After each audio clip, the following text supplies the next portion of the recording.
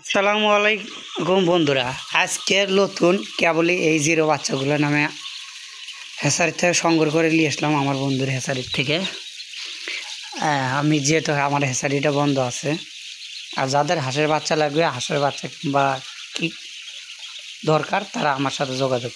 দেখেন আমি নিয়ে এসেই কিন্তু এই যে 0 ফিট খাইতে দিছি নিয়ে এসেই, আর আমাদের বাড়ির কাছেই দেখে পানিতে কোনো কিছুই মিশাই নাই, কোনো মেডিসিন মিশাই নাই। আর আমি মেডিসিন মিশাইতেও চাই না। যদি আমার প্রয়োজনে পড়ে তাহলে আমি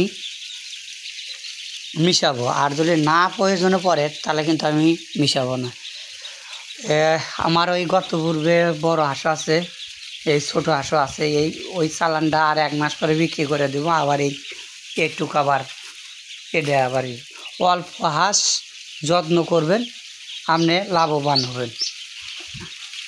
আর বেশি হাঁস যদি আপনি নেন কিংবা যত্নের অভাবে অনেক কিছুই ক্ষতি হয় কিংবা সম্মুখ। আজকে হাঁসের বাজার লিখছে আমার কাছ থেকে 42 টাকা করে, অর্থাৎ 4200 টাকা সহ। আচ্ছা যাই হোক, এটাই কিন্তু বোর্ডিং পদ্ধতি। আজকে কিন্তু তার মধ্যে আজকে মনে হয় 30 তারিখ না, হ্যাঁ 30 তারিখ।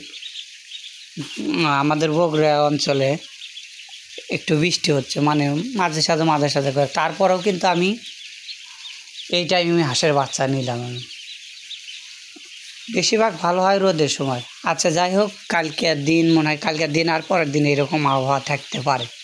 আচ্ছা যাই হোক, আপনারা যদি হাঁসের বাচ্চা বোর্ডিং করবার চান, বোর্ডিং যদি করবার চান এইভাবে বোর্ডিং করুন। ফ্রেশ জায়গা, কোনো নিচে কোনো খেয়ার খুঁটা কোনো কিছুই দেবেন না, এইরকম করে দেবেন। আর এরকম করে যদি আপনি যদি বোর্ডিং করতে পারেন তাহলে 100%ই বোর্ডিং হবে।